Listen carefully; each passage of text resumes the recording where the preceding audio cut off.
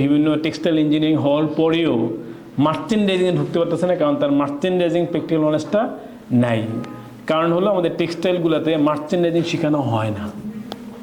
টেক্সটাইলে কী শেখানো হয়? মনে করেন আপনার ফেব্রিক মেজর, আপনাকে শেখানো হবে ফেব্রিকের মেশিন কীভাবে কাজ করে, মেশিনের ডেভেলপমেন্ট কীভাবে হবে, ওই ফেব্রিকের উইভিংগুলো আপনি কীভাবে ইমপ্রুভ করতে পারবেন, নতুন ধরনের এটাকে যদি নতুন করে কিছু একটা বানানো যায় সেটা কীভাবে করা যেতে পারে, এই ধরনের টেকনিক্যাল মানে অনেক ইনডেপথ টেকনিক্যাল নলেজগুলো শেখানো হয়। কারণ হলো উদ্দেশ্য হলো তাদেরকে দিয়ে যেন ওই ইন্ডাস্ট্রির ইমপ্রুভমেন্ট হয়, বুঝতে পারতেছেন? কারণ হলো একটা ফেব্রিক ইমপ্রুভমেন্ট লাগবে না, তো ফেব্রিকের মেশিনের ইমপ্রুভমেন্ট তো লাগবে, ফেব্রিক কোয়ালিটি ইমপ্রুভমেন্ট লাগবে, প্রোডাক্টিভ ইমপ্রুভ করা লাগবে। তো এই কাজগুলো কারা করবে? যারা ওই ফেব্রিকের মেজরের উপরে কী করলো, সে টেক্সটাইল ইঞ্জিনিয়ার হয়ে বেরোলো। সো তাকে মার্চেন্ডাইজার হওয়ার জন্য যেটা দরকার সেগুলো শেখানো হয় না, বুঝতে পারতেছেন? সো এই জন্য টেক্সটাইল ইঞ্জিনিয়ার হলেই সে যে একবারে মার্চেন্ট হয়ে রেডি হয়ে আসতেছে, বিষয়টা এরকম ঘটে না, বুঝতে পারতেছেন? যে এমটিতে করে সে শুধু ম্যানুফ্যাকচারিং টেকনিকগুলো শিখে বেরোয়, মার্চিংয়ের জন্য যে কনজারভেশন কস্টিং করতে যা লাগে সেটা তাকে শেখানো হয় না। যে ওয়েট প্রসেসিং করে সে ওয়েট প্রসেসিং কাজগুলো শিখে বেরোয়, মার্চিং নলেজটা তার আসলে জানা থাকে না। এই কারণে যারা অনেক আমাদের প্রত্যেক ব্যাচে কিন্তু প্রচুর টেক্সটাইল ইঞ্জিনিয়ার আসে, ঠিক আছে, এবং আশা আসলে লাগেই, কারণ হলো প্র্যাকটিক্যাল নলেজটা তারা সরাসরি শেয়ার কোথাও পাচ্ছে না। সো যারা এই টেক্সটাইল ইঞ্জিনিয়ার আছেন তাদেরকে বলবো এটাকে ভালোভাবে আপনার নলেজের সাথে কানেক্ট করেন, আর যারা অন্য যে আসেন তারা অ্যাজ এ ফ্রেশ হিসাবে লার্নিং করার চেষ্টা করেন। এদিক থেকে আমরা যারা আসি এবং আরও ভালো ভালো এক্সপার্ট ট্রেনার থাকবে বিভিন্ন ক্লাসের উপরে, সেগুলো আপনারা ভালোভাবে শিখবেন। আর সবচেয়ে বড় একটা রিকোয়েস্ট থাকবে, কোনো জিনিস না বুঝে ক্লাস থেকে বেরোবেন না, বুঝতে পারছি? যে না শুনছি পরে দেখে নিই, বলে চ্যাট জিপিটিতে আসেই, অথবা ইউটিউবে সার্চ দিলে পাওয়া যাবে, কত বই আছে। Don't do that. আপনি যদি আজকে একদম লাইভ একজন ট্রেনারকে পেয়ে কনসেপ্টে ক্লিয়ার করতে না পারেন, তাহলে আর এটা কখনোই করা হবে না। আপনি জীবনে এরকম অনেক জিনিস খুঁজে দেখেন, চিন্তা করছেন পরে দেখে নিব না, আর দেখা হয় নাই, পরে শিখে নিব না, আর শেখা হয় নাই। প্লিজ অ্যাটলিস্ট এই ক্লাসগুলো নিয়ে এটা করেন না। কারণ হলো কি, this class can be your career turning point. সত্যি যদি আপনি কেরিয়ার টার্নিং পয়েন্ট হিসেবে এটাকে চান, তাহলে treat is as much as seriously, বুঝতে পারতেছেন?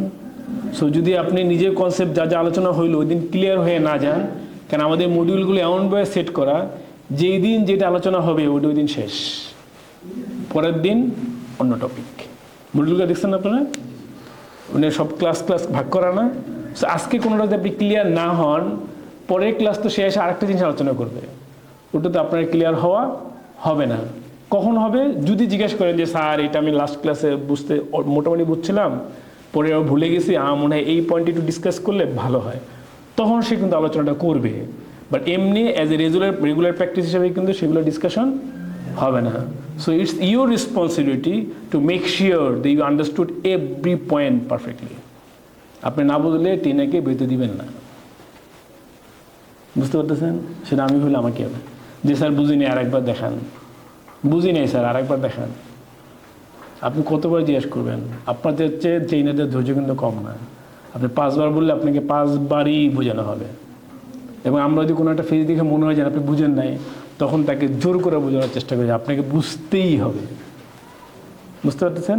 অ্যান্ড সবসময় সব পরিস্থিতিতে সেটা আসলে হয়ে ওঠে না, ঠিক আছে? সো এই কারণে আপনারা কী করবেন, নিজেরা ভেরি মানে কনফিডেন্ট থাকতে হবে যে আমি এটা বুঝবই। কারণ এখানে এমন কোনো জিনিস আলোচনা হবে না যেটা রকেট সায়েন্স আপনি বুঝবেন না, বুঝতে পারতেছেন? আচ্ছা, এরপরটি বলি এমবিবিডি বললাম। দেন হলো আমাদের বিএফটির সাথে আমাদের কোলাবোরেশন আছে, বিএফটির সাথে আমাদের এমইউ করা আছে। সো এইখানে আমাদের যে কোর্সগুলো অফার করি, বিএফটি থেকে যারা আসবে তাদের জন্য ডিসকাউন্টের ব্যবস্থা থাকবে। আবার আমরা এখানে আপনারা যারা পড়াশোনা করতেছেন তাদের তো বিএফটির বিভিন্ন ফেসিলিটি ইউজ করে আপনাদেরকে সেমিনার এবং অনেক কাজ করার সুযোগ সুবিধা বিএফটি থেকে আমাদেরকে দেওয়া হবে। এই মনের বিএফটির সাথে আমাদের এমইউ করা আছে, মানে কোলাবোরেশন করা আছে। নিশ্চয়ই আপনার পিকচারগুলো সোশ্যাল মিডিয়া এবং আমাদের ছবিটা আছে, ওইখানে দেখে নেন। দেন হলো আমাদের পিএমআই আইএসও সার্টিফাইড। আইএসও একটা ইন্টারন্যাশনাল অর্গানাইজেশন স্ট্যান্ডার্ড, মানে যে কোনো একটা প্রতিষ্ঠান স্ট্যান্ডার্ড ওয়েতে চলার জন্য যে গাইডলাইনগুলো আছে আইএসও থেকে সেভাবে আমাদের পরিচালনা করার চেষ্টা করা হয়। এরপর হলো NSDA, national skill development authority of Bangladesh, মানে হলো বাংলাদেশে যত প্রকার ন্যাশনাল স্কিল ডেভেলপমেন্ট নিয়ে কাজ হয় সেগুলোকে সার্টিফাই করে হলো NSDA। সো আমাদের এটা গভর্নমেন্ট সার্টিফাইড ইনস্টিটিউট। ক্লিয়ার? পাশাপাশি আমরা মার্চিং স্কিল সরকারি সার্টিফিকেট দেওয়ার জন্য আমরা আপিল করি, যেন উনি কিন্তু অলরেডি